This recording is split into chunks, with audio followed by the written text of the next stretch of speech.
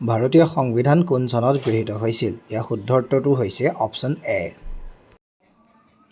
সংবিধানৰ প্ৰস্তাৱনাত সমাজবাদী শব্দটো কোনটো সংশোধনীৰ দ্বাৰা যোগ কৰা হৈছিল? ইয়াৰ শুদ্ধ উত্তৰটো হৈছে অপশ্যন এ।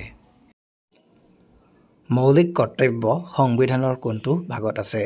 ইয়াৰ শুদ্ধ উত্তৰটো হৈছে অপশ্যন চি, পাৰ্ট 4A। ৰাষ্ট্ৰপতি হ'বলৈ ন্যূনতম বয়স কিমান লাগে? ইয়াৰ শুদ্ধ উত্তৰটো হৈছে অপশ্যন চি। অসমৰ প্ৰথম মুখ্যমন্ত্ৰী কোন আছিল? ইয়াৰ শুদ্ধ উত্তৰটো হৈছে অপশ্যন বি।